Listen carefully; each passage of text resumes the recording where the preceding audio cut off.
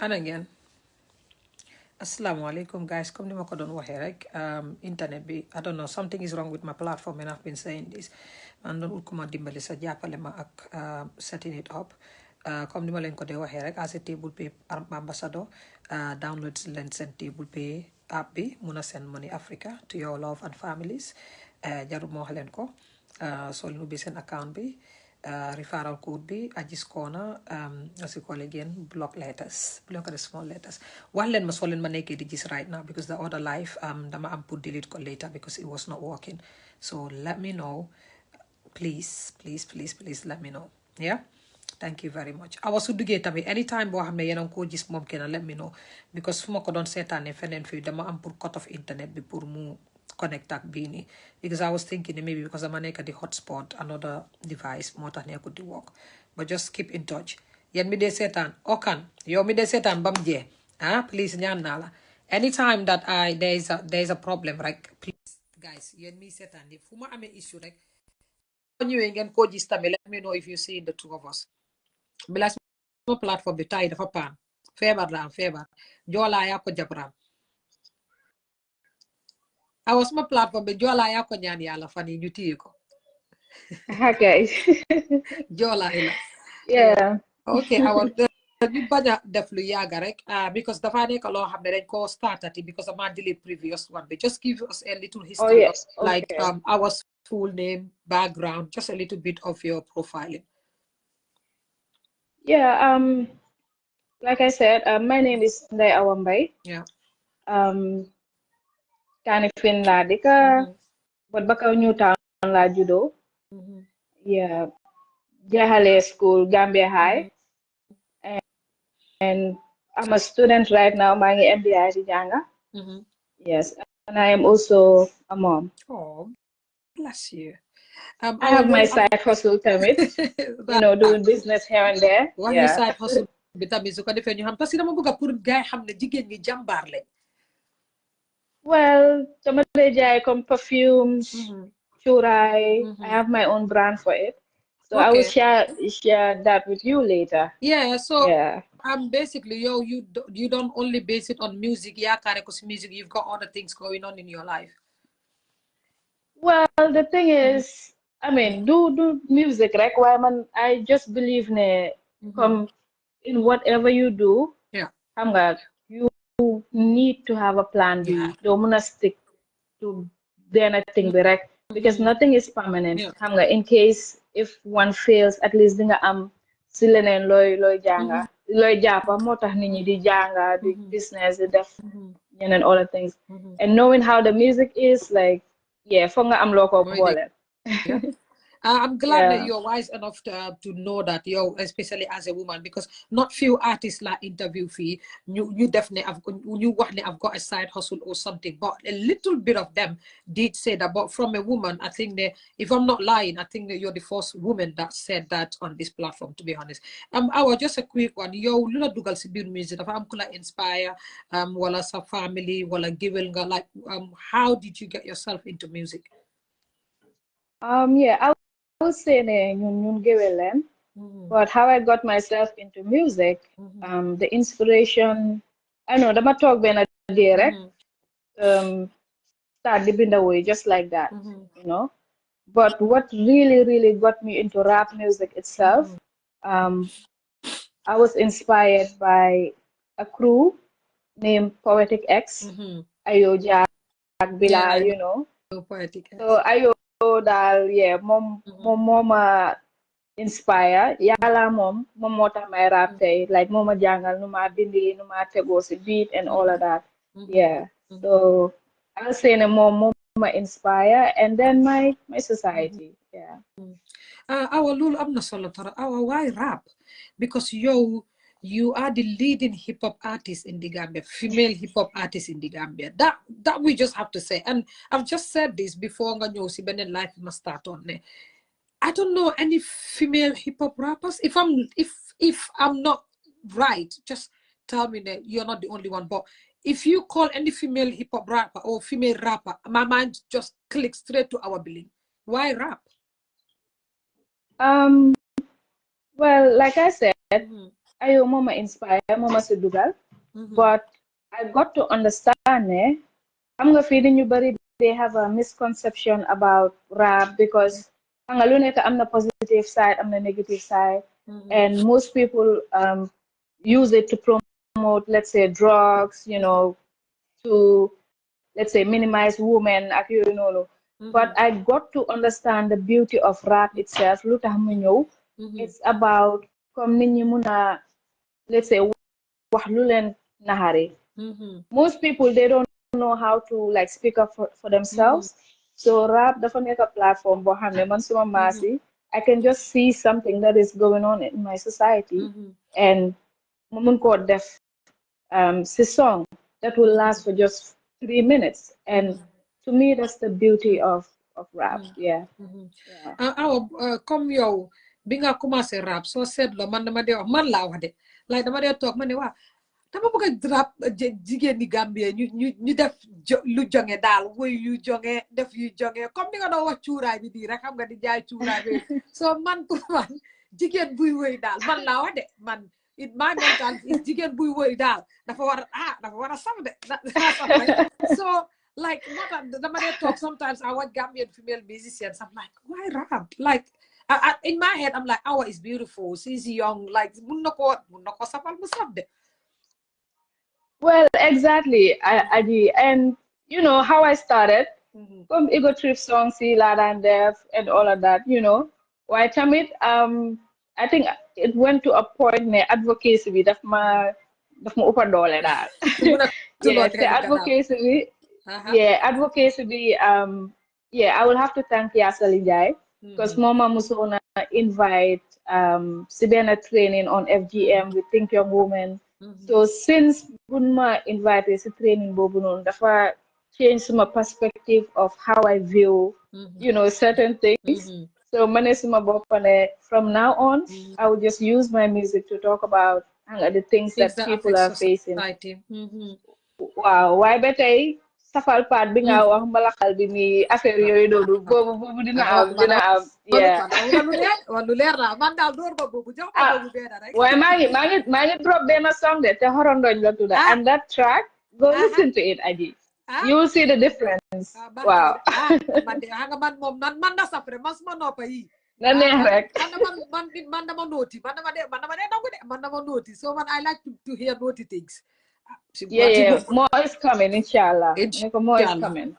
Awa yaa ngi tudda Yasali Njie mu nekk koo xam ne dinañ ko delloo jugal si industrie bi parce que Yasali nekk na koo xam ne liggéey na si industrie bi tey am na artistes yu bari tey ñoo xam ne ak man suma boppa inspire nañu ba nga xam ne tey ñu ngi mun a def li ñoo def Yasali man dama dee wax ne dañ ko war a jaajëfate te saa yu nekk war nañ di ko gestu parce que kuy fàtte démb rek gorewuloo te dama ko dee remind nit ñi Yasali nekku koo xam ne sax si biir industrie bi nit ñi dañ ko war a remindante loolu am na solo trop am glad ne yow tey neemeeku nga ko because tey comme li ma doon ne du ñu bari ñoo fi toog tamit neemeeku ko.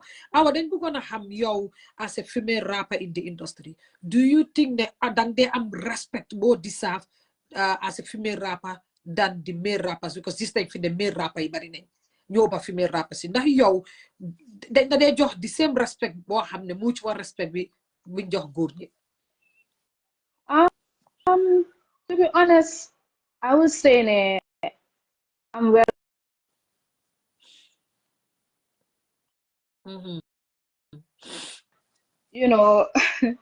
When it comes to gender issues, jigéen yaa, let's say, góor yi ñoo dominate in, let's say, all the fields. So that they're difficult for you, treat men and women equally. Come The same.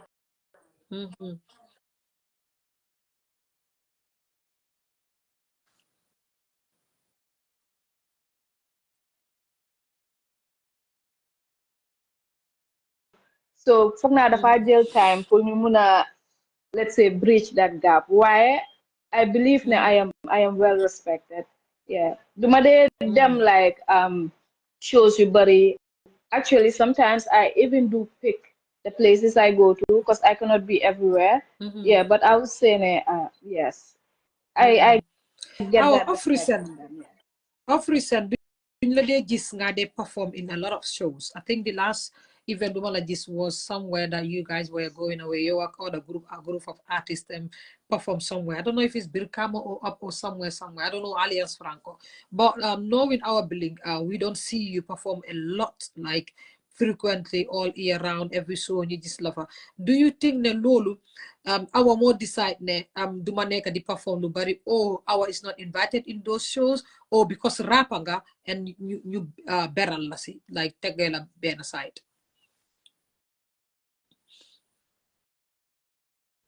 Sorry guys, network bi xam nga Gambia moom mooy loolu so amee show bu nekk Gambia. Yeah, I think it's about the choice of my music, my type of songs, my content, hamga. Because most of my music is, I'm just talking about, let's say, sexual and gender-based violence, just the things that people are really, really facing. So, man, dama de dem ba fii ne, probably it's because of that, because I know that people they want more of party songs and the love Yeah. songs and da da da da but at the end of the day we cannot just ignore the realities that we are facing so man dama dey feel ne probably that's the reason why hidna ñu bari duñ they consider pour dugal ma seen shows but it's not like bugum.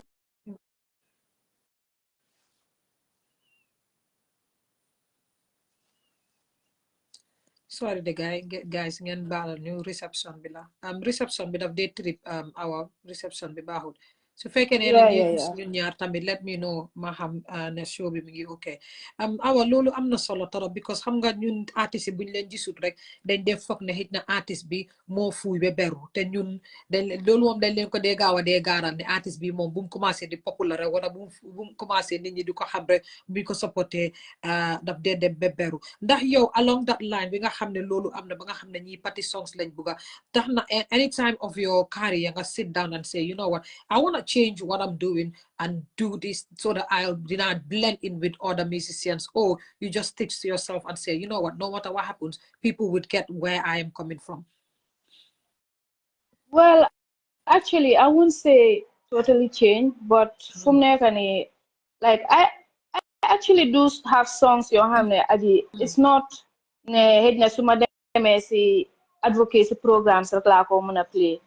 I do have like ego trip songs your hamne, they're hip hop songs, and the crowd will be able to relate to those songs.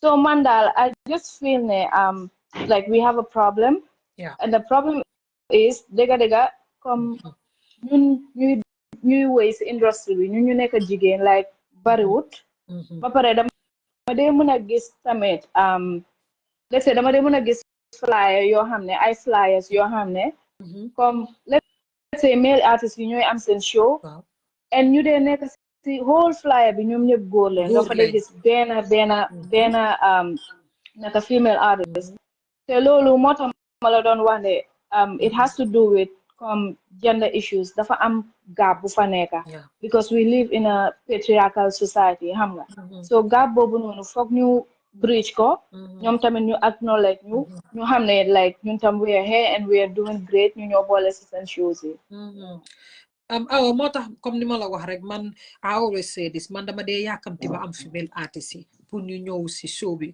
because man dama believe ne yéen you have a lot and you need support because soo ko seetloo tamit bariwu leen xam nga female artist yu néew doole lañ am si biir industrie bi so yow awa yow as a person ndax gis nga ne tamit du artiste yi rek ndax society tamit because fuñ nekka tey soo gisee góor gi tamit éega fan éega ñun ñoo leen puus bañ éega fañ war a éega ndax yow fil nga ne ñun mi nekk si bitti ñi nga xam ne ñoo leen war a support puus leen ndax ñun tamit dañ te def suñ waala suñ kénti laaj kattan pour mun leen a puus ba éegal leen fu góor ñi éega parce que tey buñ booloo tey ne support ne ñëpp support Awa Bling di nga éega tey foo xam ne moom la góor ñi nekk ndax foog nga ne ñun tamit dañ te def suñ waala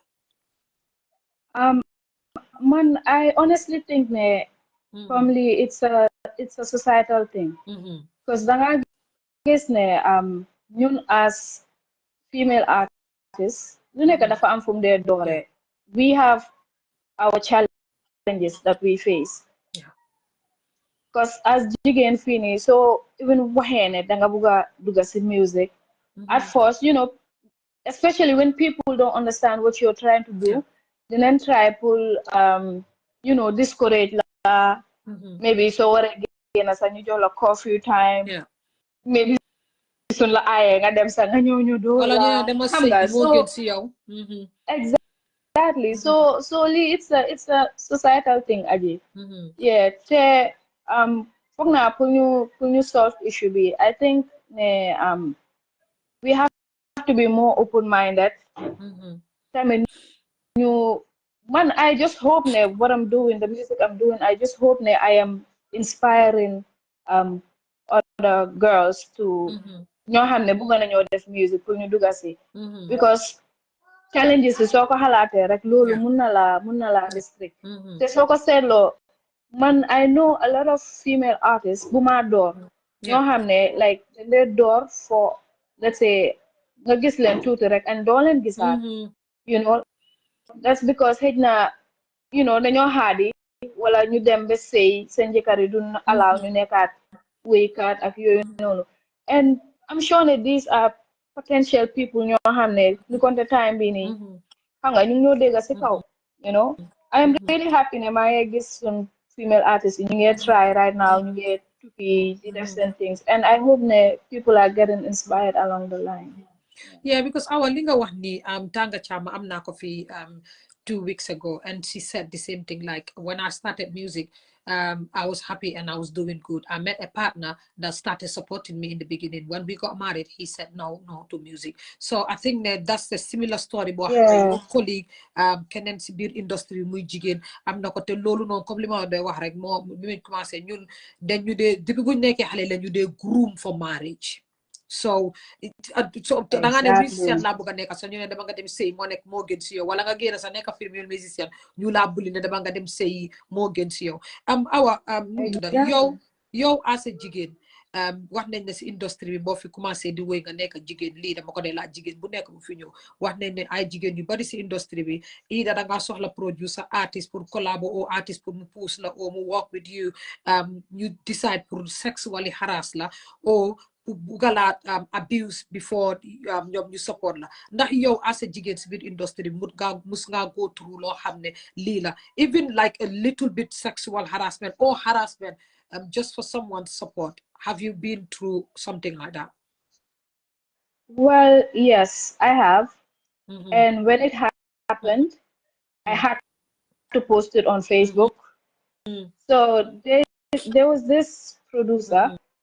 So dama ko actually text di ko wax ne comme dama need a beat from him ak yooyu noonu. So mu charge ma mu ne ma ne I think it was 3K mu charge ma. So Pullman, by that time, I couldn't pay the 3K, you know. So Manakone, well, 3K is too much. Munama, well, that's fine, but you can pay me in kind. So Bumawa Wow. Helolo. So Bumawa Helolo, man, instantly, I got upset because this is a producer Bohamne. He was well known in the Gambia. Bapare man musuma ko mit musuño tegante bot. Danon chat ni rek. So mu am the audacity pour mu wax ma loolu so instantly li ñëw suma mind mooy ne kii dafa xëy na yàgg na di ko def female artist yi you know so just to tell him ne you have touched the wrong person I had to screenshot everything and post it on Facebook Oh, so that was wow. something I really went through so dama like nit ñi den am text ma privately Yeah, to say. mostly male artists di ma ñaan pour ma delete post with whatever. But I could see other male producers coming coming to on my post, commenting, trying to support him or trying to tell me what I did was wrong by exposing him. So yeah, Lulu Um, go through now. Awa, And yeah, that was it. yow yaa nekk di first female artist boo xam ne comme nangu na ne man def nañ ma ko because waxtaan naa ko fee ay female artist ñoom wax nañ ne am na waaye defuñ ma ko te waxtaan naa fee female artist yoo xam góor artist yu góor yoo xam ne wax nañ ne waaw gis nañ for example Badi Bunka did say you know what I had a lot of them saying it And if they're saying it, then it is true. I think Sophia also admitted something like that also happened to me. So which means that It is these are true. things you're hamne, yeah. These are things, and I saw a female artist Musa Gena Tami do complain that something like that happened. Our yo tay nga neka jigen si bir industry bi ñu war la charge $3,000 si amuloko nga wara expect a text bo xamne non la mel tay so oyo phone bopa. Where did you think that would have led you to? I think so the memoir. At the end of the day, yo yaay perte. Because then they just like the weakness in you. Number one, you have financial issues. So they use that against you. Pour ñu mëna am luñ bëgga. And when they get what they want, yow doo mëna am sa project. So nekkoon ne let's say song nga doon record foofu wala album or whatever, dañ ko téye dañ ko siis te doo si mun dara. Yeah. Doo si mun dara. So I think the new female artists you know were aware and what it's important. Music is deep nak ñun duñ ko dee xam den si dee dugga nii rek duñ ko dee xam but then really need ay nit yoo xam ne dañoo coach nit ñoo xam ne they will let's say teach us about harassment like what it means come even when it happens because fan ngay mun a dem ak yooyu noonu ñun xamuñ the differences ak harassment or sexually abusing someone or sexually harassing someone because man when I came to the UK is when I knew a lot of things that people do to us especially our men is sexually harassing you. I'm like wow. Then I'm thinking then I've been like these people have been harassing me for it because like imagine ni digabe da nga di romba sonya maraka ya ngi bax de wala sa wang bi exactly Aji lolu yep exactly wow. So that is sexually harassing some man ko was suma career ba ngi taw mota awa dama de bugo comme man ma yen jigeni ñu de waxtaan yi because tay bul fatine someone out there is looking up to you. You're singing, you're spreading awareness. Like they look at you and you've got music because of the attention, the popularity. Someone wants to be like, I want to be like our Bling. Oh, so these are issues you're having. You get affection in society. You're having. You then ko wara waxtane. Pour xalé bu ñoo ñu xam ci li ñoo duga ak buñ fa duggé ni wara démé ak lool. Let's say for example today someone like someone like Stargirl. If you look at her, she's really young. Like she's a baby. Like someone like her, kenen tamit doko dis buga ko topa hanga other female artists bota dama de buga pour ñu de tok ñu waxtani. Awa yo don't you think ne su fekkone ne boromam ne la ne you can pay me in kind. Yo you decided to say okay, you know what? I really need this. Like I'm desperate to get there. Got fake in kind. Don't you think that I've done like a trend bo hamne at the end of the day, you were gonna be made as a sex object? Because every time there is something, this is how it is gonna happen. Yeah. Because when I feel that we don't think along the line. So our yow tay producer bobu nonu ndax mu ngi ci industry bi ba tay ndax bayna industry bi oh the person is still there. Sorry guys ngeen baal ma de internet bi la xam nga soo amee gas bu nekk Gambia rek dama leen dee wax ne internet bi daf dee mun a jalgati yan mi seetaan su fekkee ne live bi mu ngi still dem let leen ma nu comme ni ma leen ko doon waxee rek suma plateforme bi fan yi dafa am issue so su ma dee def live daf dee jékki-jékki toog awa mu ngi dem noonu waaye baala leen ma rek su fekkee ne yéen ak ñoo gis ñun ñaar o before nga dugga yaa ñu doon gis just write something to say everything is okay so that then I can know moo tax dama dee wax ne dama dee bugg a am xale jigéen ñi fii nii su ko defee ñu ñëw ñu waxtaan because nekk góor nekk si biir industrie bi sax dafa métti waxatuma laa nekk jigéen nekk si biir industrie bi te am na ñoo xam ne like some men take the piece they just love it because they just like to play dali harama try chance harama def li and a lot of them are scared to even accept the live interview because they just don't want to have a breakdown on the internet you come as the meltdown or the joy and man as a woman I always tell people yen mi nekul ci industry bi yena they jump like this chat but ñun mi nekk ci industry bi we know a lot of things happen behind closed doors. Sorry guys, maa ngi try pour jëlaat awa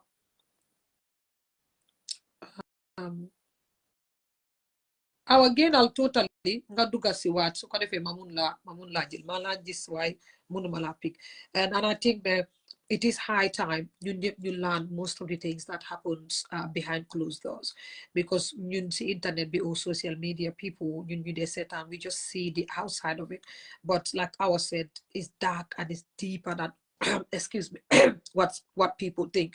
Like sometimes like people like me, you dare not, because at the end of the day they look for only these vulnerable women ñoo xam ne dañ leen soxla, they needy, they want to push their careers and they take the piece and try to use them. But xam nga comme man suma maasi moom xam ne kii kankurang ba pare suma maasi ñun xam ne kii plateforme la amee, kii waxkat la.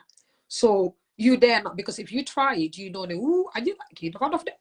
Because man, I always tell like the men in the industry, and I said it on so many social media platforms, like if you try any shitty thing with me, mala attack ma indila nga ñu mo diw sang li ak li mi mala texé mi mala callé li ak li. Like, to be honest, man, like a few of them, I've never called someone and they said like the male artist like or producers or something and it goes sexual. But listen, it happens. They're doing it to these young girls. They're definitely doing it. Because for this Marco de Latesi, every soul, I had it from even the male artists, some of them do say it. And I don't think that is right. You suñ jigéen ñi ñoo leen war a jàppale, ñoo leen war a dimbale, ñoo leen war a yóbbu fan war a yóbbu, ñoo leen war a puus. Because tey suñ poussé benn artiste Gambian music lañ pousse, du artiste bi lañ pousse.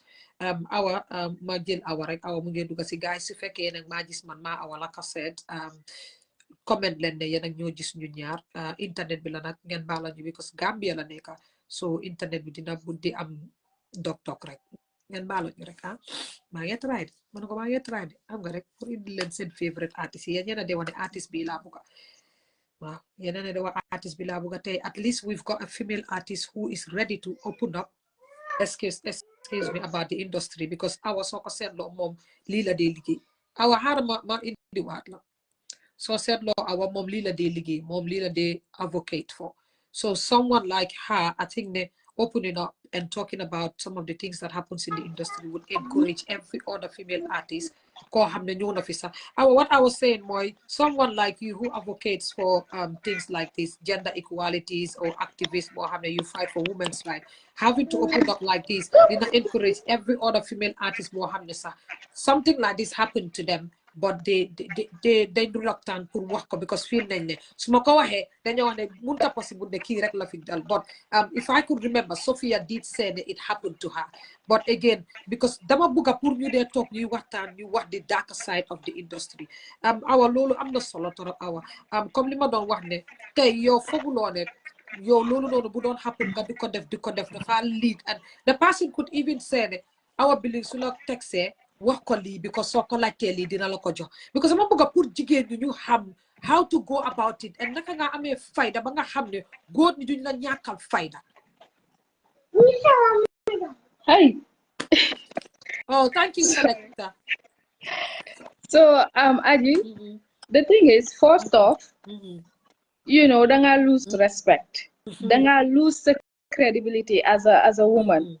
Yeah. Because, let's say, lu nekk si doorin bela. And so what they accept something like that, they will keep abusing you because one gateway already. And I am not like blaming anybody who has been through this.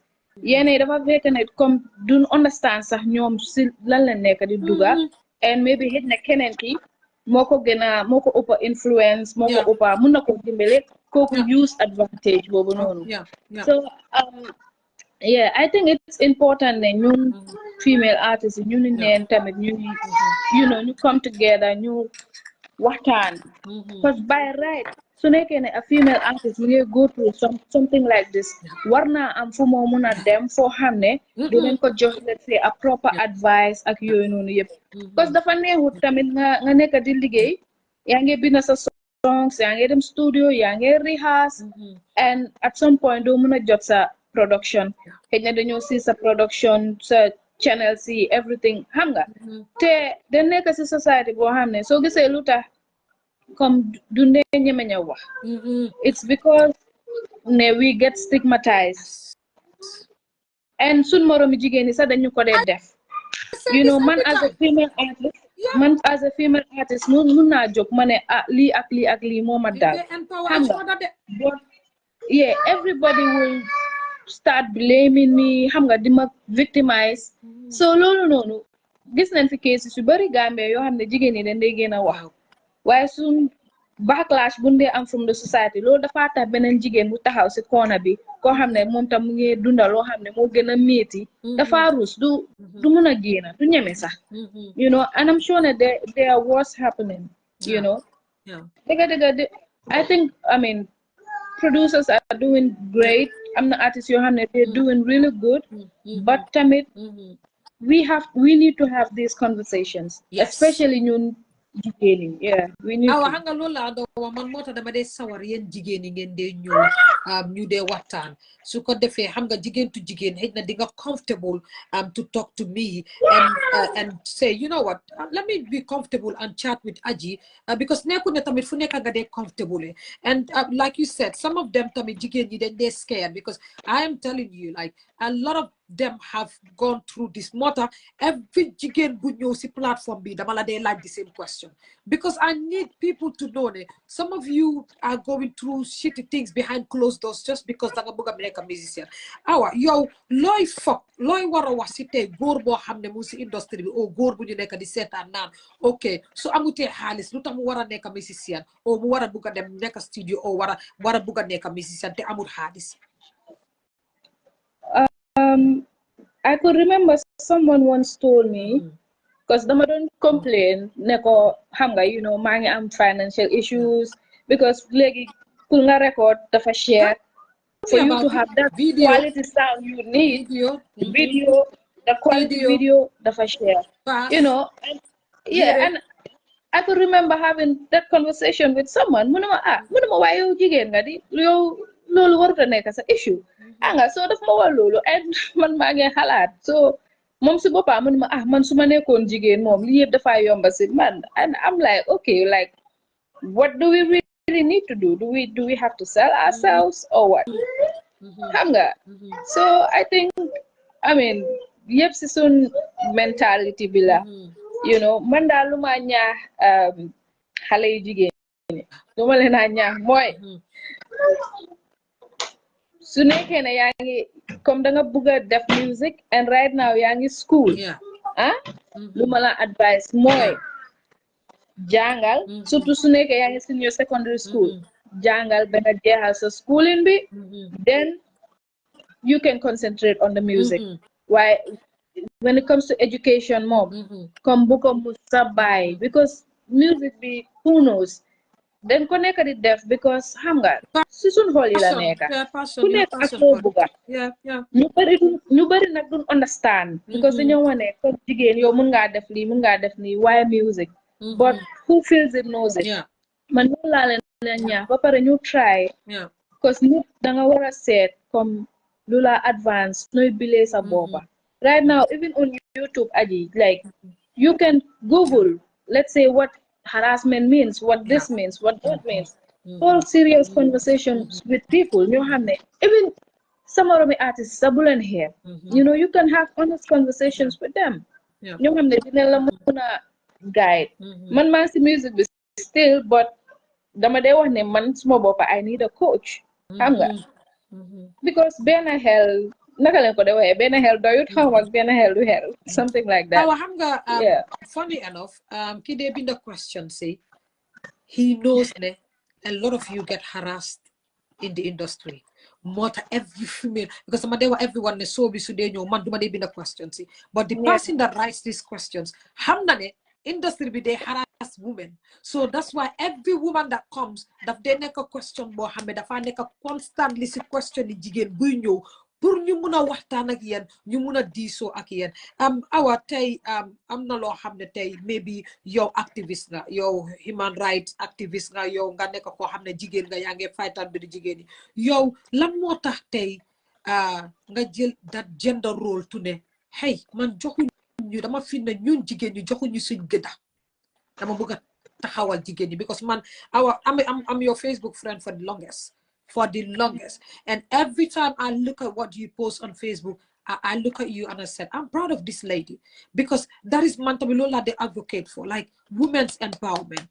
Because then you they deem so low ba nga xamne amuñ place in society. So having to have a woman bo xamne musician la, yaa ngee dance sa doole, yaa ngee jël sa music, di jël sa what's it called, sa baat sa kaddu di ko spread pour even the younger ones, adults yi nga xam ne comme ñu tey, like we're talking about harassment.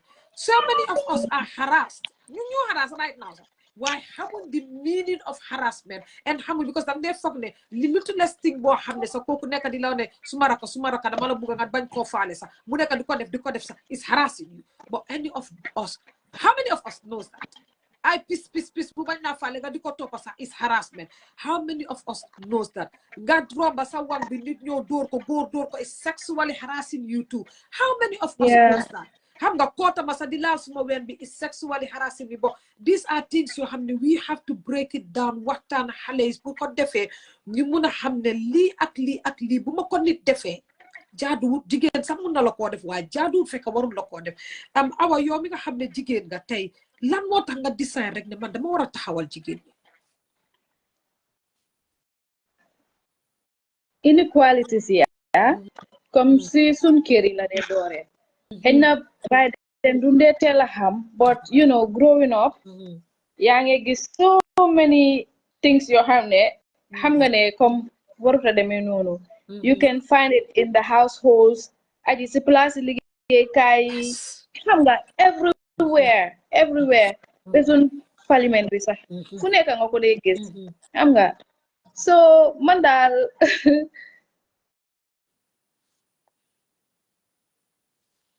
ma delloo ko njukkal and ayo jaag because ñoom ñoo ma dugal si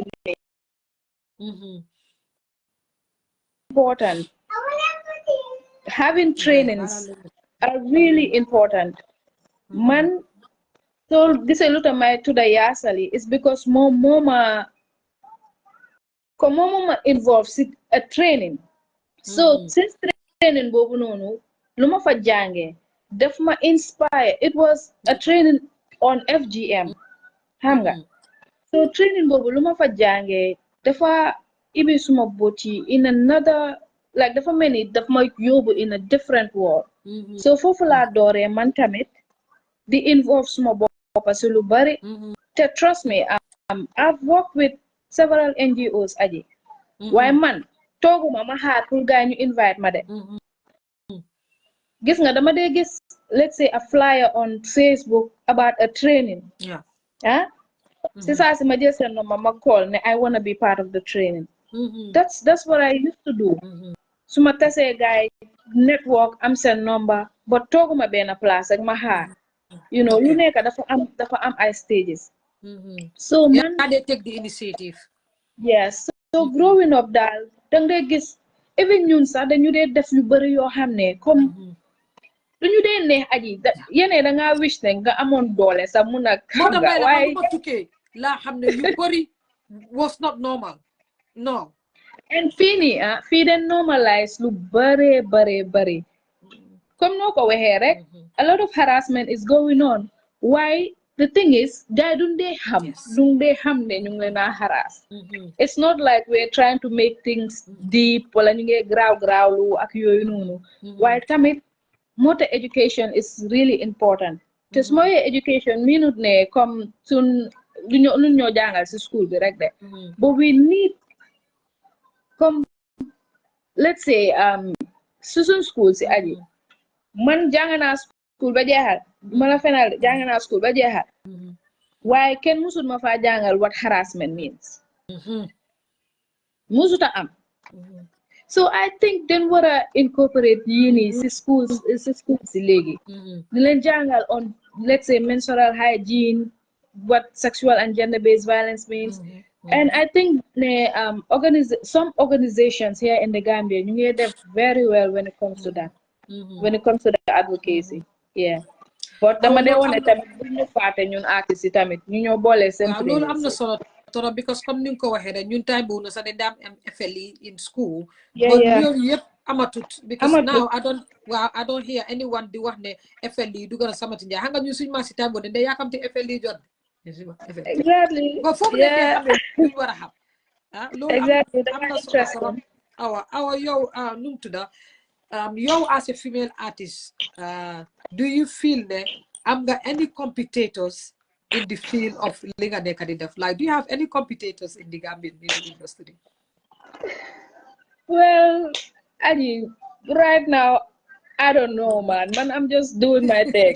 You know, dafa fekk ne xam nga su nekkoon ne daf doon gën a neex nag su nekkoon ne am neen you know more competitors, yeah, female exactly. That's artists. like a push. Daf la motivate sax Yeah. waaye at the end of the day mooy loolu daal so ku nekk daal mu ngi try di def own thing am but when it comes to competition ak yooyu noonu I just don't see that. Yeah. Yo, do you think that, like, as a female hip hop artist, do you think that munga push hip hop to the level bo hamne, even the guys, like the men in the industry, cannot do it? I can. I believe that I can. With the support I need, I can, Aji. I like that. Yeah. But I like when On, people believe in themselves, you know. yeah. Our this time we had rumor has it there because what rumor part video rumor has it there yo yeah busy they get about a beef and it was quite messy. If this is Oh, true, yeah. what started the beef? Oh, my God. Okay. I didn't Hot see seat that Bilal. coming. Yeah, yeah. I mean, we had a beef. Why passing and Fofunono Buyaga, just to make things Okay. clear. Okay. Yeah, we had And a then beef. how I about mean, Lisa? How about Lee? When I saw the questions, I was like, oh, is it this let me happened? know the question. We can laugh. But anyways, yeah, we had a beef.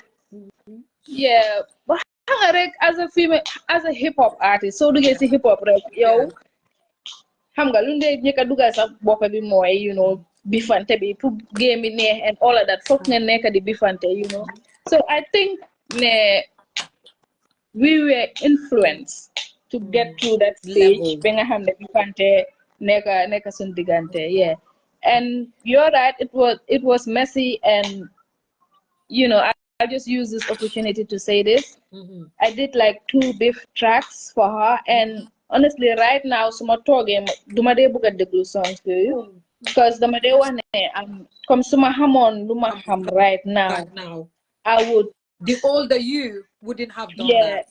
Hidna sa beef bi du ñaaka, but Why do it now? wouldn't be that messy, damn it. Yeah, and I have actually reached out to her. Ma apologize because yeah, so different.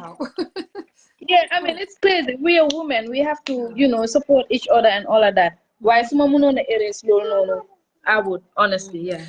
Why some So, sister like you cool. so when you talk about that, did you go back to those videos or put them on any platform and said, like, you know what, they need to go private? I think yeah, for me, I mean, ako susuma. I think I'm the new upload though. So they may online nko get still, but yeah.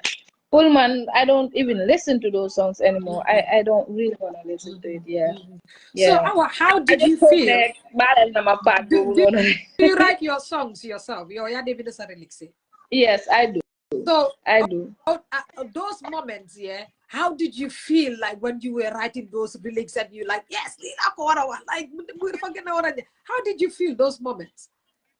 I mean, it felt great, Aji. I mean, so I mean, hype be influence la, and it was. I'm not challenge, but I'm on there. Male artists yu bari sax fàtte naa tur bi male artists yu bari ñu ngi si wéy tamit so xam nga the groove was going on everything was nice so I'm like you know what let me just hop on this and it felt beautiful like writing the songs line for line blah blah blah but xam nga rek sometimes yeah and yaakamti woon song bi drop I mean yeah but yeah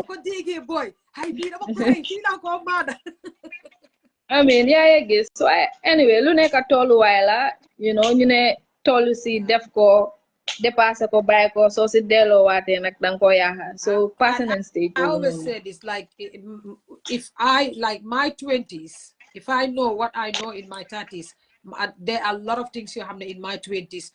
Do attach sa sisuma life sakatuma diko attributes towards me like sometimes exactly. I'm a reflection of my 20s and I'm like wow. So I think that Lolo, it happens to many of us. I was so mom, did you guys ever get physical? Because mun get to say shows time bobu nonu. musu leen No, no, a bobu get musu bobu leen a duma get don physical feel sax. bu ngeen ko doon féego No. loolu ngeen ko doon ñëf No, no, no. No, musuta am. Yeah, but it was messy at some point. alam Why ma Santa jaaxal ya? industrie bi ñu bëri seen bifi duñ dee musa xee waaye léegi lu tax seen bifi doo leen dee xee waaye yow soo waxee da Ah, nga xee bifi moo nekk biñ si yow da nga dem sañ sa deet waram aji, xeex dal. ah Xeex bi dal si lyrics la. Fofu rek lañ ko dee am. Nañ ko amale fofu. When it gets physical du baax. ah Yeah. yow ah dama laa defaral bifin ah dama laa defar bëre yaa biit si ba ubbi leen aare nga yow fa ay fan ngeen dem génne wante No, defaate no, legi sisters leen. Ñu ngi cool. Ñu ngi yeah. so basically yéen Maybe daal stop seen that. xam nga lu ma jaaxal male artistes yi seen bif yëpp du dee get physical jigéen yi seen bif du dee get physical bàyyi leen li bu leen ñu def sonal ñun No, I mean, pour neexal game bi rek la. Waaye tamit when it comes to violence moom mooy loolu. Cause da nga start li mu jur leneen. waaw You know, so waaw it's not advisable daal. Yeah. ah dama doon It's bañ not. na ñu dóor la ba dugal la si ron lal No, no, boobu war naa la boobu duma fi ñu bàyyi noonu rek. gis nañ ne yaa ngi join with a charity organization you guys are doing women empowerment yéen a ngi believe you're also fighting early marriage ak female circumcision gis nañ la sax yaa ngi saf si FGM bi bu yàggoo dem nga si biti dem nga demonstrate is it demonstrate they call it in there or something I don't know so dem nga fight for every time yaa ngi binda yaa ngi xeex yaa ngi lifin gis nañ ne you have got emotional sometimes because I do read your post dama de mën a xam ne kii right now he's emotional so yow how did that start ba yow nga dugga deep into this like how is that going with you Like I said, it all started with a 2-day training with Think Young Women on FGM itself. Xam nga comme dama ko dee wax comme ni ñu bari I mean dañ dee dégg award wala ñu téye dara rek jàppal loolu but they don't take the extra mile pour mun a xëj na research pour xam lii lan la exactly so man I got the chance to have that FGM training te xam nga yéene itam soo ko gisee ñu ne seeing is believing so when it comes to FGM dafa am different types so types yooyu noonu yëpp su la dee train dañ la dee won nataal yi pour nga gis like type bi nii ak nii ak nii ak nii la mel you know so loolu noonu rek aji soo ko gisee yow muy jigéen even su nekkee ne sax yow you didn't go through FGM am na looy feel sa yaram understand nga baby come on suma boy bi la góor la am gayna di nga pay consequences of having them no dafa nekk di provoke me right now understand no attention la bëgga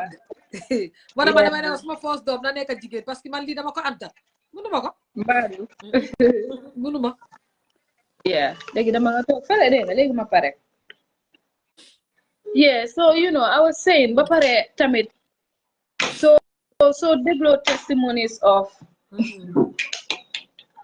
thank you so dégloo like testimonies of let's say different survivors of FGM ñoo xam ne dañoo ñëw taxaw seen boppa ñu wax la ne lii ak lii ak lii laa go through aji like loolu it's I don't know how to explain that feeling man personally I didn't go through FGM. Yeah, I was gonna ask if you're a victim of FGM. Yeah, but I'm glad you clarified that. But dama de wax tamit ne you don't have to wait to be a victim of something bala nga mën a understand que le trauma. Comme doo xaar benn la rape nga soog a wax ne rape is wrong. You know ñu ñëpp ay jigéen leen. You know kenn bëggut a gis sa morom di suffer even góor yi sax dañ dee go through that trauma because su nekkee ne yow da nga am jabar boo xam ne let's say dafa go through FGM you know su nekkee ne let's say time yi am doom dafa jot daf dee àndaale certain complications yoo xam ne dafa traumatize góor bi si boppam so nekkul dëgg la jigéen ñi ñoo ko dee traumatize góor yi tamit so man loolu moo tax ma saf si there are other areas yoo xam ne I advocate about that why when it comes to FGM yeah especially bun bëggoon a you know, with the National Assembly. Buñ bëggoon a yeah, I'm glad ne band bi maintain nañ ko. Yeah. mooy jaama ji daal, yeah. awa loolu am na solo torop yow as a female musician dañ bëgg a xam awa lan la nekk di yëngu si taay yi si biir music. Yeah, right now, last week drop na benn song man a Uzi ñoo ko def. You know, Uzi is from Kanifing Estate also. Yeah, so track bi Ego Trip song la. You know, pour wone na ñun tamit, you know, ñu ngi estate, we have talented artists, you know, we're good at what we do. But tamit si song bi ñu ngi si doon wax ne tamit comme taxawun benn place ñu buy rek xam nga ñu ngi ko boolee jànga comme ñu ngi wone ne tamit ñu ngi def music waaye ñu ngi jànga parce que man maa ngi MDI maa ngi study music mu ngi si you know, university bi mu ngi jànga. Yeah, so right now song boobu la nekk di promote. It's out, it's called Horondong. It's out on Audio Mac. Video bi music video bi tam génn na, and there will be more music from now on, inshallah. Yeah. awa ndax ñu ngi expect album anytime soon or tour boo xam ne awa will go to places to places, town to town, villages to villages, ndax anything like that is also on the pipeline coming? It is on the pipeline, but waa ñu ne wax balla te yene doo mën a génne yëpp. But all I can say for now is expect new music. Yeah. Because génne neen bii nii and we are not stopping there, so soobee yàlla. Yeah. I just hope y'all following me on, you know, Facebook, my social media man moom yaaga naa handles. di la nga ma sa friend la Facebook while later on I saw ne da nga am page, but I've been following your page for the longest time here because man su ma gisee artiste dama dee like di leen dee follow nii du loo pour nga xam sa follow ma. I just want to have your updates ba pare xam naa ne yow dang di advocate about women's rights and you're humanitarian and an activist, so I just like to follow up because I do see ne because comme jigéen bu dee xeexal jigéen ñi bu nga nekk koo xam ne dama la si soppee naw la si, so I'm like foo ubbi platform rek aji dafa dee nekk obviously proper. Yeah, definitely. Yeah, man, I definitely like that about you. Like, I'm a big fan of you. Yeah, you as a woman, young challenges nga nekk di face the Gambian music industry right now. Adi, like I said, you know, it is what it is. From you work on financial issues, Adi. I mean, this is a problem. Te man dama de feel ne, na guy. Come as in magis mange job with maybe different type of NGOs and all of that. Hey, you fuck ne dama am adinalis biram, you know. Understand? Musa fili jobate tamin wax na the same thing ne because so na jobate suma first course la ñu tukki rek ñu fuck ne lepp ngi tolo I struggle. Yeah. So man, most of the things I do sa you very volunteer la. Comme numa la ko waxe man toguma ma xaar guy invite ma yene dama day gis send fly or whatever man ma dugal suma bopp foofu. So foog naa gars yi dañ dee foog ne dama am adrenaline si biiram ba nga xam ne I do reach out to producers, I do reach out to videographers, but dama dee feel ne dañ ma dee overpriced or something. Dëgg la nag things yi dafa share and music dafa expensive, so buggee lu baax danga war a génnee xaalis, you know, danga war a génnee xaalis, but I just feel that then my day, you know, overpriced all the time. That's what I do feel. And so next you don't, because man, I'm a solo artist.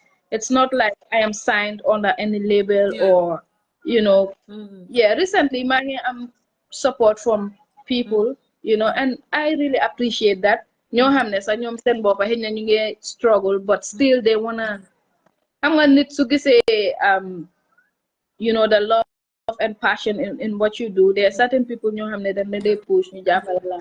Yeah, so recently sant yàlla maa ngi am but still the financial aspect it's a huge challenge. Yeah, because foog nga record sa songs, foog nga am sa quality videos, foog nga fay pour ñu mun laa promote Adi. You have to pull out money for all of that. Yeah.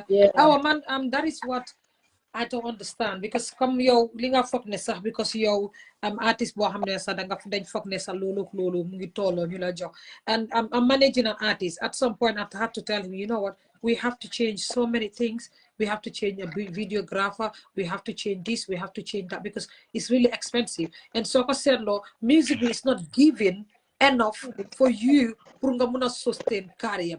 So we have to cut down, because Yangi just come and say we are looking for best videographers, Yangi definitely. But now we just have to, because so I said, Lord, but so I dimbalewut. Do komuna yubu mom kena. Because it's not paying off as well as people think that it's bringing money in your pocket. It's because of the passion you guys have for it. More again, they joke, did them. Why come see side, man, I'm not they reach out for sponsors, because like I said, I'm managing an artist. Then I'm reach out for a sponsor, so they never get back to you. Yeah, I know how that feels. Yeah, big artists what nañ fi loolu ne ñoom seen boppa they struggle as artists yoo xam ne ñu si biir industry. And I think ne company si ak vendors si everybody koo xam ne mun nga support any artist ba pare comme li nga doon wax just to promote your song. I took notice ne am na DJ yoo xam ne danga lay war a fay pour ñu play sa song bi si radio bi constantly. Yeah, foofu la réew mi toll léegi. Dafa am premium mu am lii mu am lele because yow yaa choose ban package. Like when I came to this industry mata may leen like ba pare mu am online platform yoo xam ne dang leen war a fay pour artiste bi. And the other day I was telling this videographer and this special mu ne ma comme suñ nit buggee nga artiste suñ buggee nga postal leen dara ñaata leen la defee. Ma ne ko industrie bi yëpp laaj leen bu Ajis Corner commencé ba tey benn artiste musuta génna mu ne la ne Ajis Corner fay naa ko because to me I'm thinking ne tey su ma la ooyee awa ne la dama la bëgg a interview ñëwal suma platform bi you could say no, but so ñëwee is supporting me as much as me supporting you. So exactly flyer boo xam ne mun naa la ko share awa it does not cost me nothing. Après yow mi nekk Gambia xëy na man suma mentality expectuma man mi nekk Europe nga ma fay man foofu la suma xalaat toolu ba pare man I believe ne ku ma si mun a jàppale mun naa ko jàppale parce que yanit yena ma jàppale to make me who I am, because tey suma la ooyee ñëwuloo dafa mel ni comme man tamit dama handicap am naa benn artiste down.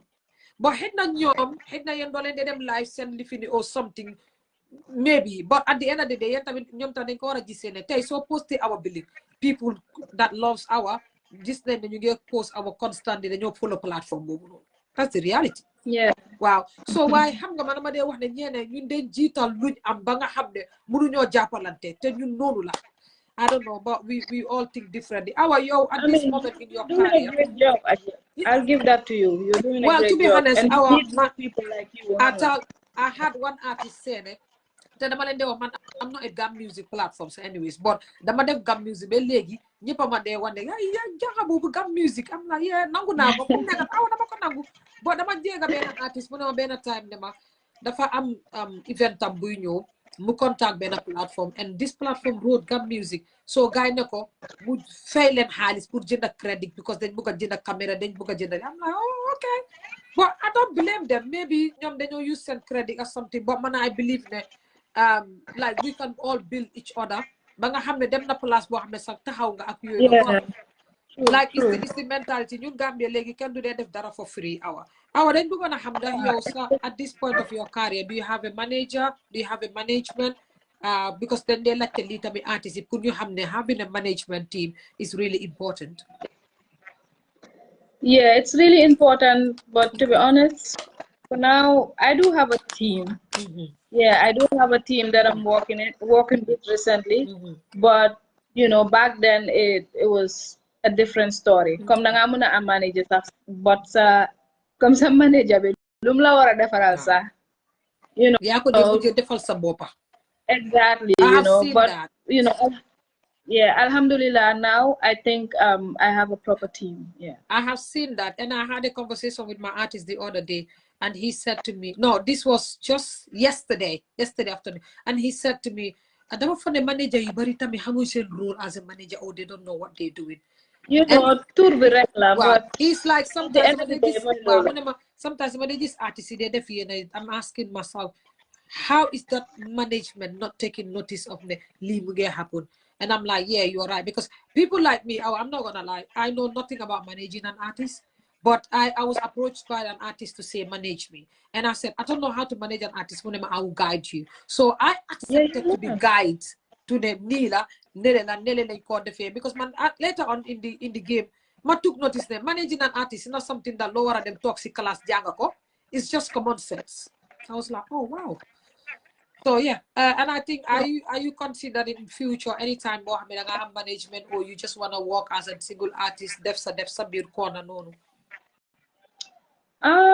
Man, since I started, I've been working as a solo Is artist, it? Adi, and to tell you the truth, I'm not nyari labels you ma musona approach, but there's this one so this luta dugumasi.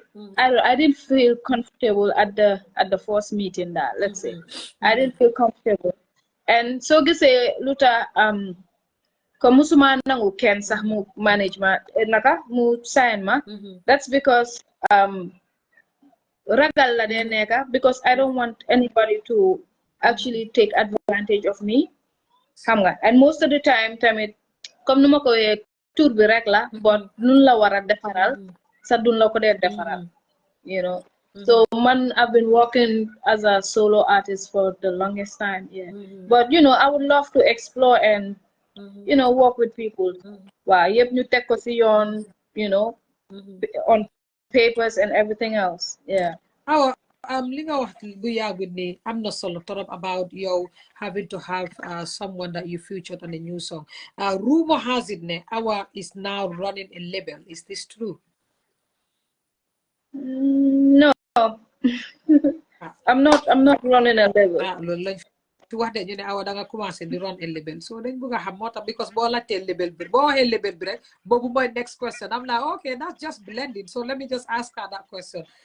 So Awa, yo, are you thinking anytime like ne come yaga nga si game bi, are you thinking anytime Maybe someday I will. wrong young Inshallah, that'll be nice.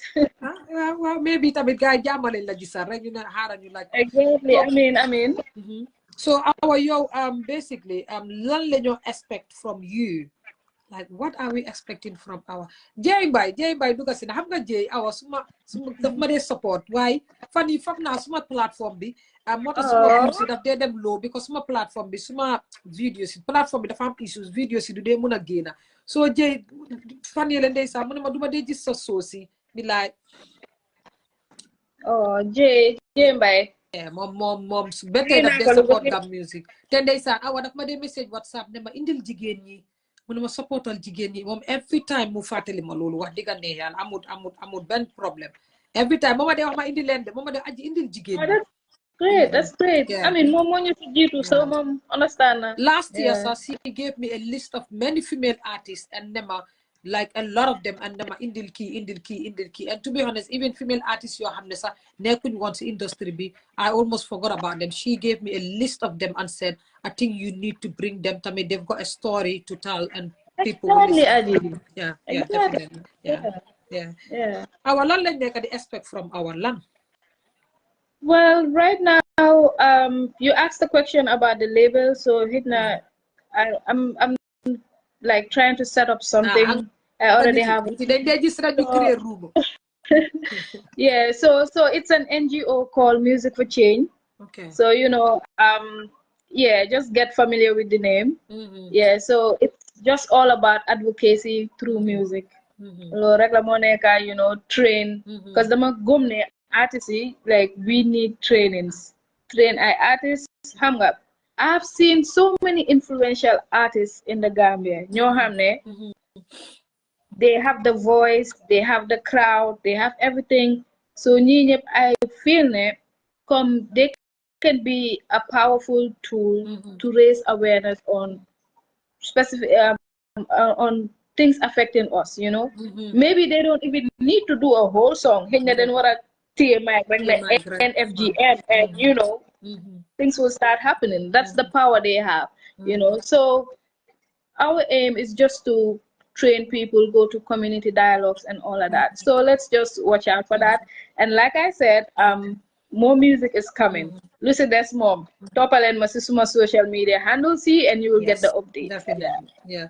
Our you know you say Gam Music like right now. Yangi fogne munge move munge dem. Or you think there's a lot of things to do or more things to push or change? How do you see Gam Music right now?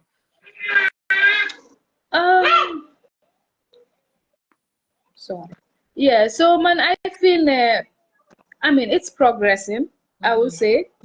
Yes, because suñ waree dem ba am comme artiste yoo xam ne dañoo feesal ay place aji loolu rek dafa neex si xool pour nga gis ko. So it means ne the industry is progressing. Waaye man anyway gis naa ne tamit like let's say Miss Jobi's, you know, our Gambia, they're doing great. Dama leen dee follow, you know, ñoom Ses Ngom su ma leen gisee man I really feel happy because we deserve to be in different platforms. Ses bàyyi na di. Ses mu ne Yeah, moo dafa we need bàyyi. to be on different platforms. Ses bàyyi na awa mu ne moo dafa bàyyi mu ngi Ses seetaan. ses su bàyyee kon su bàyyee ñun ñu bàyyi kon loolu du la baax. wax de mu ne bàyyi na ma ne ko hey Ndax musicien du bàyyi yow noppaleku.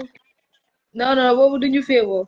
Yeah, so dama feel ne daal like I said, the issue mooy, you know, gender gap bun am and living in a patriarchal society. Lola, but aji, we do have talented artists, Definitely. talented female artists. Wow. Nangu naa ko. Am na ñoo xam ne sax comme feeñagun sax aji. And man sun ways, dama dee am goosebumps instantly, you know.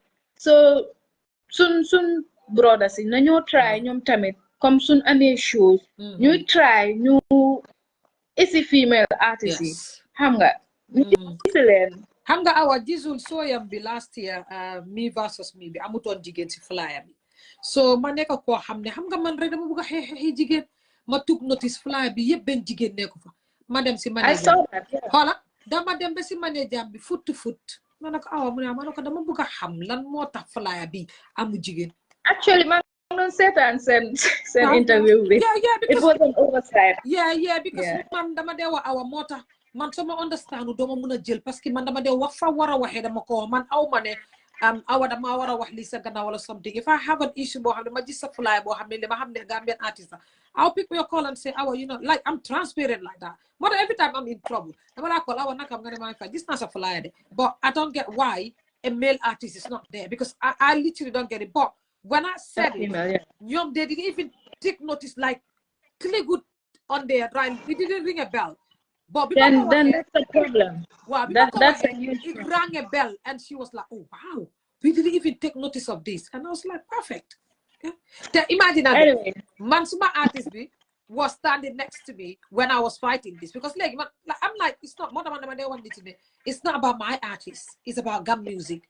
Man dama feel ne tey suñ poussé gam music yéen ñëppay dem soo ne awa Bling nga pousse ko awa boo demee soo leen demee international flaagi Gambia bi ngeen dee tiyee doo leen dem awa Bling sa tiisaat bi di perform you hold up xam nga ñun ñu dee seetaan music ñun dama dee wax ne xamuñ music but then su nekkee ne tey xëj na yow jigéen bu fa nekkoon suma artiste bi nekk fa keneen nekk fa xëj na tamit loolu spotlight la pour yéen ñëpp and it's an event boo xam ne is yearly the whole country are going there yaa ngi am sa album bu es yaa ngi am sa song bu es connect ba pare xëj na gëj ngaa nekk on stage or you need to connect with the audience because that's what when my artist came back from being hidden for so long, I said to him, we need every stage to remind Gambians that you're still here and you still deal with music because they need the spotlight. So I had to go and tell her, you know what, like I need to know, like give me an explanation. But respectfully, she told me that like actually why said why do I'm mad because we're all human, we make mistakes.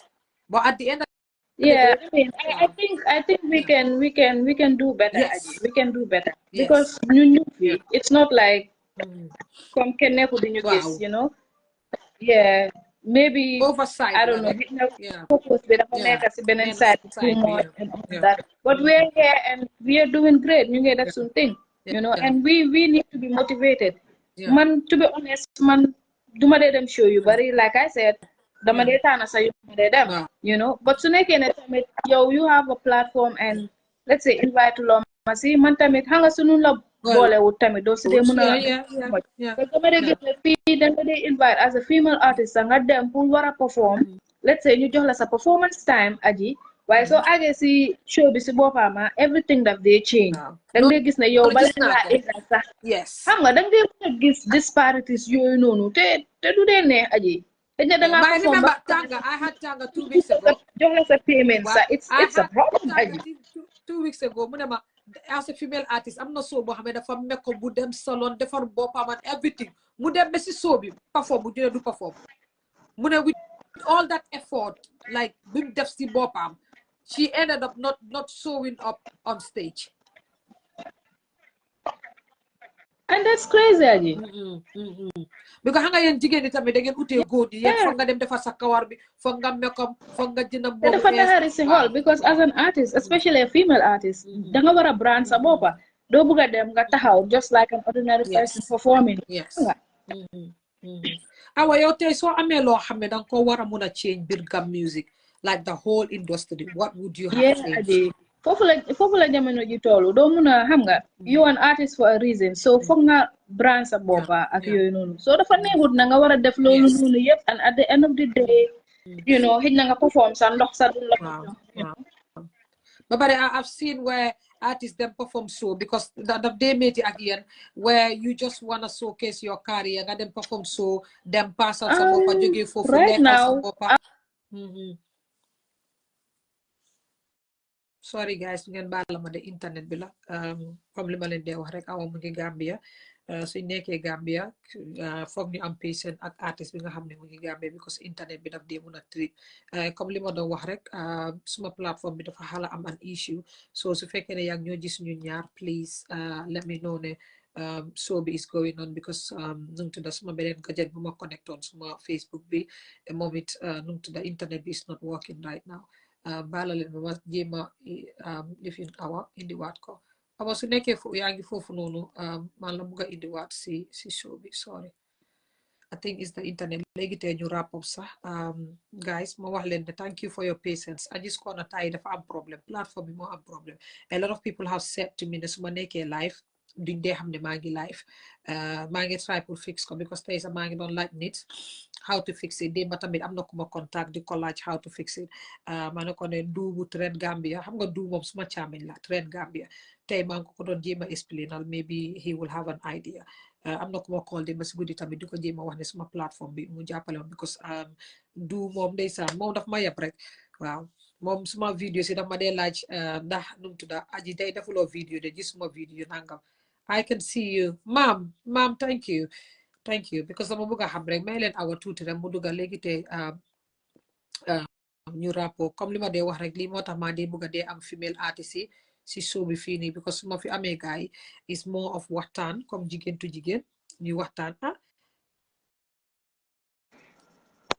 awa sorry de sa internet bi moo nekk di trip Aji yaa maa dégga waaye léegi tey ñu rapport sa suma last question bi mooy yow tey su fekkee ne am nga anything looy change about Gam Music what industry bi what would that be loolu laa doon wax ma ne the fact ne there will be like events with no female act aji man honestly su ma gisee like flyers like that you know it doesn't take me 1 minute to share but man I will not share and nekkul ne I have anything personal with artist we organize lolu ak yoyu but man I believe in equality and equity I believe in fairness hamga so we have female artists here you can just give a blind eye to us coming like we don't exist so I feel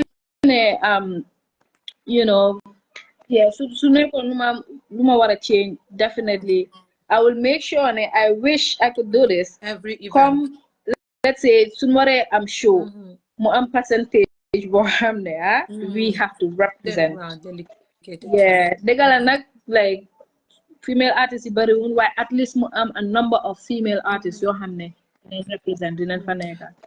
I wish I could dinañ ma door ben bes industry like suma artist mama de wone freedom fighter am na beneen lifi bu dama de moom freedom fighter la ma de mu freedom fighter ma ne ko dinaa fight freedom because man tamit man I believe ne man I believe in women's empowerment man I believe in uplifting women because comme li ma la ko waxee rek having to travel and travel for a while I look at so many things and I'm like our society used to treat us as women like this but how is this normal because man I thought if you understand some things mënuñoo fair moo tax like man I'm very good at ignoring things yoo xam ne is toxic, but when there is a chance boo xam naa ne su ma callee Awa waxtaan ak moom si regarding something si sooyam bi duma ko disrespect, I would definitely point that out. Ba pare yàlla def na man manager si as a manager am naa rapport ak ñoom, so it would just take me to maybe call manager and said Fansu gis na ngeen génnee flyer waaye flyer bi nii ak nii ak nii, how about this and this and this and this.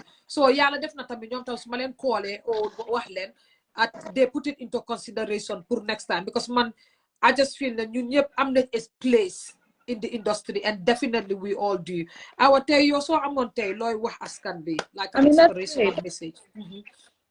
Yeah, so tey dañ bëggoon nga wax like an inspirational message boo xam ne it goes to everyone the industry. And before you do that, I just want to say thank you for having to come tonight. Like I said, you are a woman who is brave enough to say, you know what, this someone wanted to sexually harass me or sexually do this to me, and I want to say a round of applause, because it's not all of us that have that energy that is that brave, because yaa ngi xalaat la society di wala la kii di waa, but I'm glad when it happened already wax nga ne it was on your social, so it's not something loo xam ne is new. Xëy na man maa ko gisutoon ak keneen ak keneen. I just want to say thank you pour dafa jox keneen confidence, because mun naa happen si góor ñi sax ñoom ñu soxla jigéen ñi mu ne la soo ñëwee da waaw because harassment and it's all harassment. Wow. Exactly, it's both ways.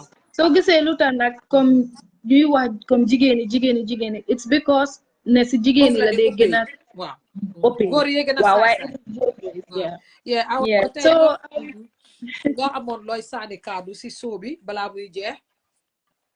Well, I would sorry, say before we go, I wanted to talk about your diabetes, because I forgot about that, because neku si questions, because bindu mako neku fa. I saw netamid yange advocate trying to educate people about diabetes, and you did a video about diabetes, telling people that you are diabetic. So I just wanted you to tell us a little bit about your journey about diabetes, because today man mi talk fini sakanam, I'm a diabetes patient, and it's not something law because I said it publicly, and before I said it, people were like, well, what law what but as a diabetic patient, I feel that I am young, and people do ask me, oh, Aji, I'm a nice body, I'm a flat belly, I'm thinking, but you don't even know, like behind that, I am struggling with my blood sugar going up and down and taking medication daily to survive, because my life depends on all those medications. So you're not going to what you like, such journey be with diabetes. How did you know that you were diabetic? Because man, how would I have diabetes? My children my dog diagnosed. Yeah. Wow. So man, how I found out was you know, the madan goody suma today dina joke frequently. Pull them right, pull seven. Jawante so one and three. The madam joke like 4 times a day. 4 times. It's a sign. No, it's not normal. Yeah, so ben a day, right? Madam sit German clinic bi, you know, madam. So doctor bi feka madam nak leka na ba pare, you know. So madam would test ma, and my glucose level was at 28 millimole. That was super high, you know. So munamane, you know what?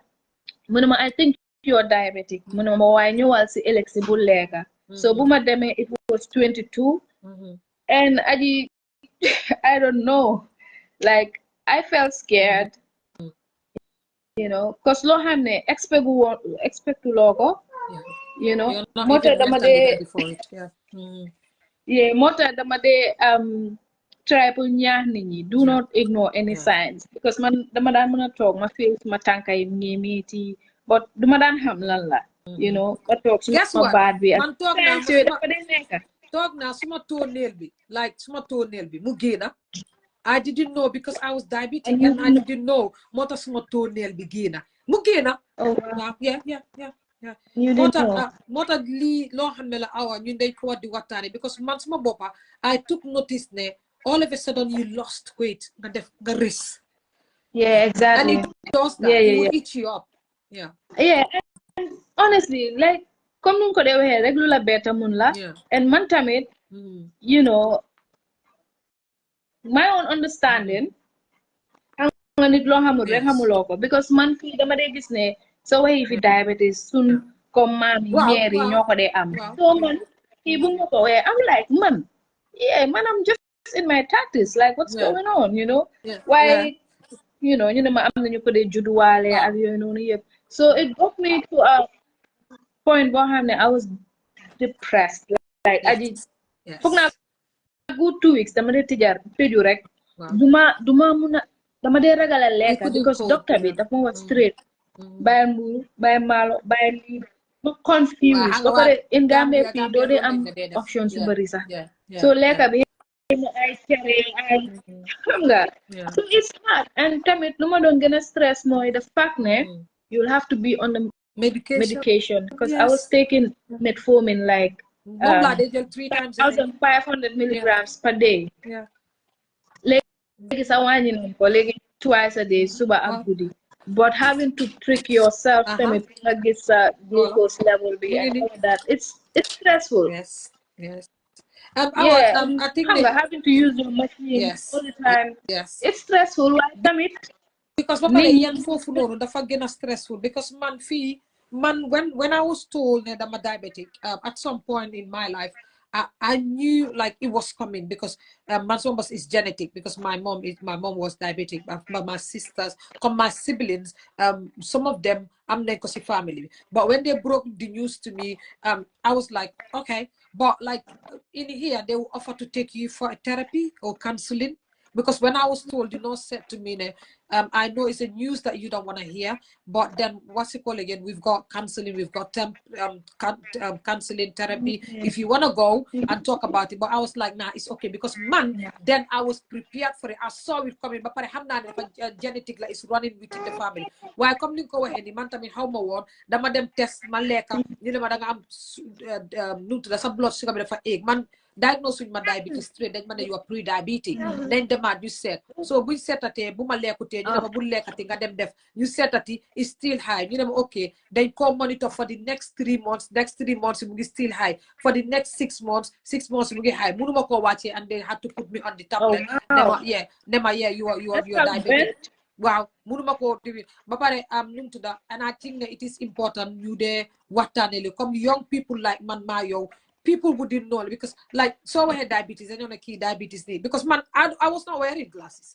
So my body that I get no corner layer. But because of the diabetes, the more I age, the more we first my vision be. So at some point, every year they them def eye test because some body is gonna out of they would believe. So every time somebody fair eye test, then they want to small vision be is gonna blur. So man go to the def life with them squeeze pour read. So that they would affect every part of your body.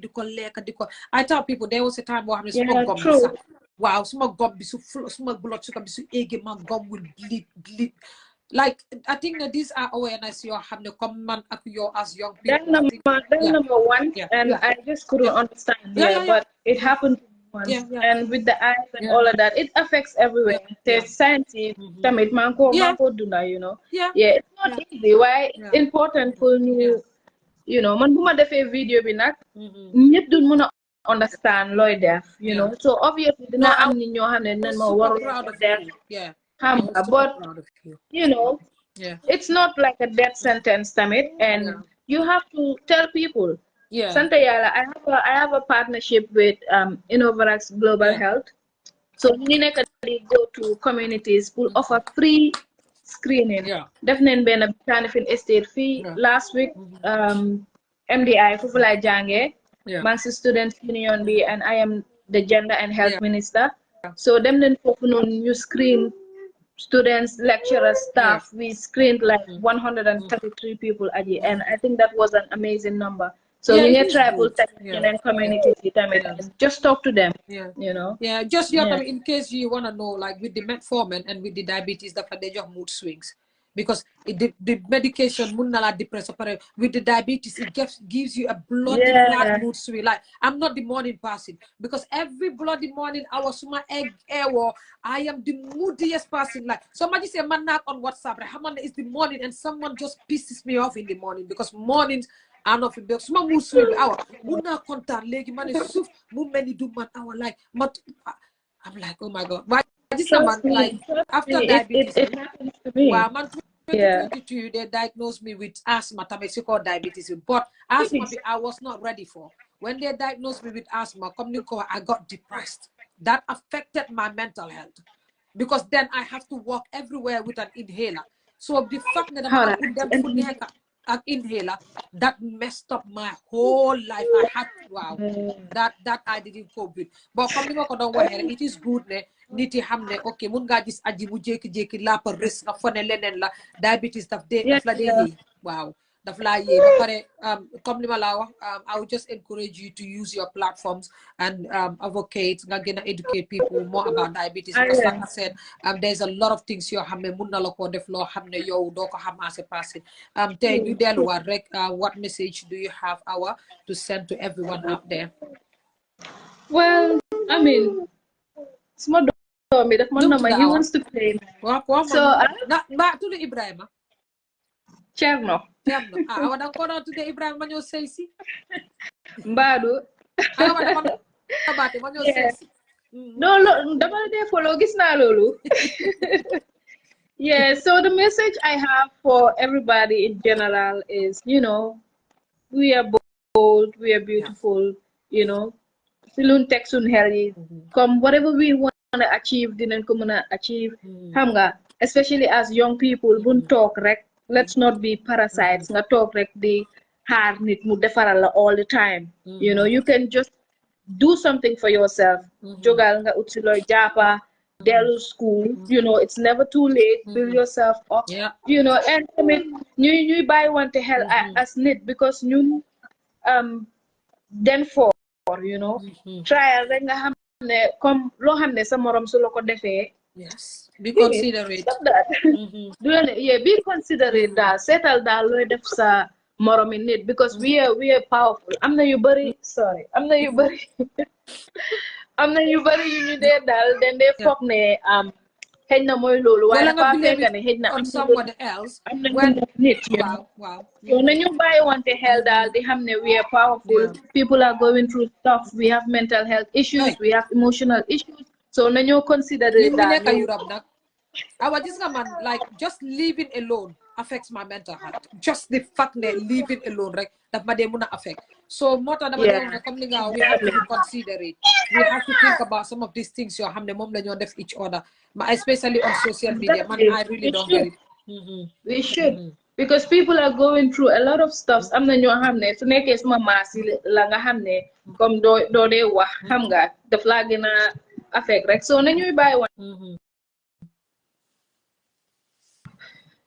yeah guys gis nga suñ network waa awa dama la bëggoon a rap loo nag waaye dama bañ sa cerno nekk di la disturb di ko moom daata nga bëgg a rap ba tey duma may chance sax yaa ngi gis waaw dama la bëggoon a rap loo xam nga man soo ñëwee balaa nga dee dem dama la dee bëgg a woyloo waaw di waa mën naa joxe freestyle su dee network bi nangu na kay freestyle balaa ñuy def waaw di gis nga xeer yun may sànni maa koy jël tabaxee ko taax ndey ràbb jurutoon kenn si yendu boo leen xamoon li ma xam ne dama dégg daaj toog si toogu rab bi fees fa teb comme ni jeeg faaj yàgga béy suñu tool léegi affaire saa ngee jaminate jéy kaani fin la yëpp di xewee duñu taminate fii benn kuy na fi am xëj na bu ganaar saxee bañ dinañ ma compete ma compete aji Horondoj is out. It's our Bling featuring our Bling and Yuzi. So Horondoj is out. Dem leen ngeen seetaan video bi right now aji. And please guys leave a comment. Wax leen ma loo leen foog si song bi. Well guys, comme lu ma ko awa man I'm proud of you. Comme lu ma ko waxee rek yow yaa nekk the only female rapper man bu ma xam hip hop rapper bu ma xam Gambia. And you know what? Dama la post WhatsApp fan yi rek kenn send ma message ne ma I like her. She is very talented. Kii nu mu tudda kii moom Instinct Gambia or Instinct Gambia or something like that. There's a page boom mom ak YouTube channel Instinct Gambia. Wow, kii nu mu tudda nii la tudda waay sax.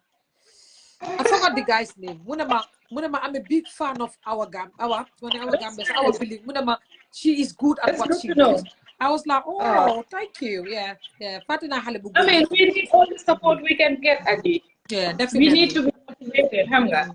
Yeah, so it's good to know. Good to know. Thank you very much for accepting my invitation. Amulo morom. Comme ça le ko yo dama de content. Wow, man dama len de sonla sakutuma yeen jigéen yi. Ma bàyyi leen nag ma wax gaay ne good night tayi na maa ngi lijjanti nu ma fixé suma plateforme waaye awa dine wo WhatsApp yow any project bu ñëw rek yow xam nga Yes. naka la yónnee ma ko WhatsApp. I am definitely here to Cool. I'll do support. It that. wouldn't cost me a thing. So I'm a good night. Now look after Cherno Dega. I will. Thanks for Okay. the support, Adi. Don't Jërëjëf. flex. Bye-bye. Don't flex la. Mungog no la tuda hale bu góor bi. Don't flex. Oh, okay. Wow. That's nice. Wow. That's nice. Wow. I'll All have right, a good Adi. night. Okay. Thanks, everyone, too. Okay. Yeah.